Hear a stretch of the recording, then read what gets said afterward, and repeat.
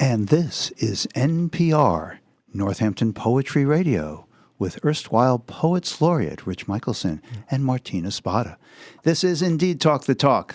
Rich Michelson, the microphone is yours. And Leslie and Newman, we actually have three Northampton Poets Laureate between us today on the program.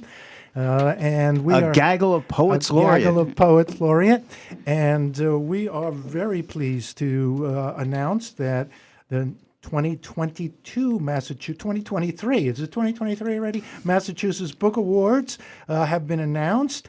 And on Wednesday, this Wednesday, March 29th at 6 p.m. at Forbes Library, Western Massachusetts, which has a huge number of winners this year.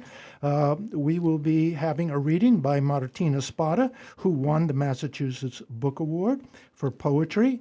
Leslie Newman, who was the finalist for the Massachusetts Book Award. And also reading will be Gary Metris and Rebecca Olanda, who had must-read books, and Ruth Ozeki, who is a novelist. Western Massachusetts, we're doing pretty good here. Martine, welcome. Thank you, Rich. Okay, I'm going to, after you leave, talk about your numerous awards, because I want to make sure we start out with some poetry. And you are just racking them up here, one after another awards, and it is more than well-deserved. Your latest book, Floaters, is just a masterpiece of poetry. Let's just dig in. Start off with a poem so we get a feel of what you will be reading Wednesday, the 29th, at Forbes Library as the Massachusetts Book Award poetry winner.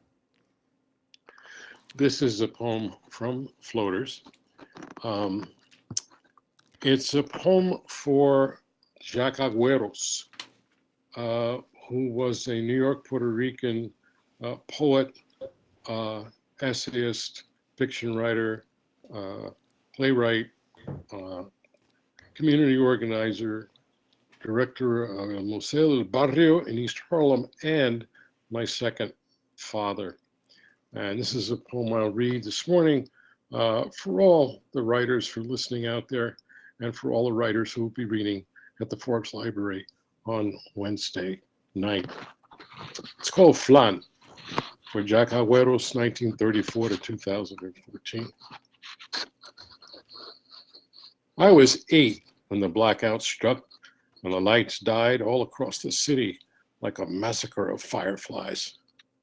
In the projects of Brooklyn, I steered myself to 14F, fingers spread against the cool tiles of the hallway, past the concrete and chicken wire terrace where I once burnt ants with a magnifying glass. Many years later, at the Chinese restaurant uptown, Jack said, "They got any flan here?" He was my first poet. I had seen the fireflies in his sonnets blink and float away. Fulano, the philosopher in the unemployment line. Blanco, the painter, painting in the madhouse. Monterosa, the dealer killed by shotgun in a bar on Avenue A. His mother, the seamstress, and the quick needle of her sewing machine. Jack, the moving man, his hands sliced raw. He stacked his apartment with dictionaries in 3 languages. I knew the raconteur's grin with every tale. Raúl Juliá is a friend of mine, a Puerto Rican playing Macbeth. He took 14 curtain calls on opening night. Maybe he would tell me now that flan was not Puerto Rican or Mexican or Spanish, but Chinese, invented by a trembling cook to satisfy the palate of an emperor in the Ming dynasty. No flan, Jack, I said. This is a Chinese restaurant. 2 minutes later, he said, "They got any flan?" I showed him the dog-eared and fingerprinted menu. "No flan," I said. When the waiter unfurled his pad, Jack said to him, "You got flan?" He sang this song for an hour. The egg roll was not flan. The fried rice was not flan. The fortune cookie was not flan. "Can we get some flan?" he said. "God damn it, Jack," I said. The poets crowded into the bar, striding to the mic.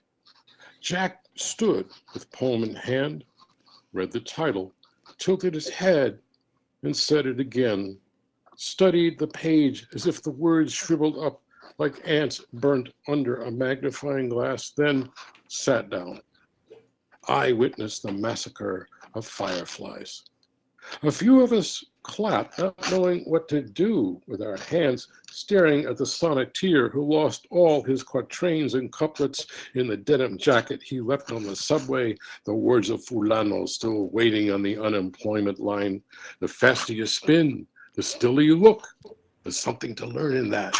But what? After the diagnosis, I handed Jack a book of poems. He dangled the book upside down like a stiff mouse by the tail, something we would sniff behind the refrigerator. I wanted sonnets. Jack kept singing the chorus of a song. Get me to the church, get me to the church, get me to the church on time. At the end, I leaned over Jack's bed to read his own poem in his ear. But some words come home after the blackout fingers crawling on the wall. I know what I should have said at the Chinese restaurant. Jack, let's get some flan. We should have braved the subway at rush hour, strap hangers rocking all the way to 14th Street and 8th Avenue to La Taza de Oro, gone now like Jack for rice and beans, squid in its own ink, café con leche y flan, Jack. A spoonful of flan for you after all the years of sonnets and bread for me, the steam rising when your hands crack the crust at the table. Martin Espada, reading from his book Floaters, which just won the Massachusetts Book Award. Also, the National Book Award. We can't leave that out. Martin is the editor of What Saves Us, Poems of Empathy and Outrage in the Age of Trump. His last, The Republic of Poetry, was a Pulitzer Prize finalist. And you can hear him this Wednesday at Forbes Library in Northampton, 6 p.m., and as well as the other Massachusetts Book Award winners.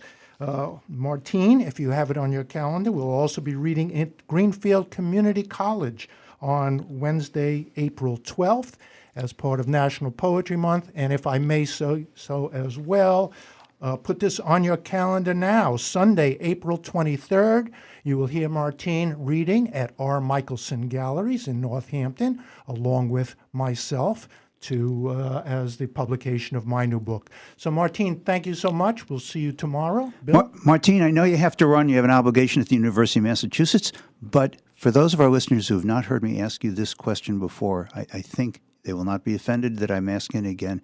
For those listeners who don't know, explain, if you would, the title of your collection, Floaters. Well, floaters is a word used by certain members of the Border Patrol to describe those who drown crossing over. The title poem of the book is based on the viral photograph of two Salvadoran migrants who came to be known as Oscar and Valeria, who drowned crossing Rio Grande in June of 2019. So that's where that all comes from. Certainly I've read that poem on your air before. I will read it again. I'll be reading it on Wednesday night too. Oh, for those who haven't heard Martin Espada read that poem, do yourself a favor and go hear it. Wednesday, Forbes Library, 6 p.m. Martin, we will see you then.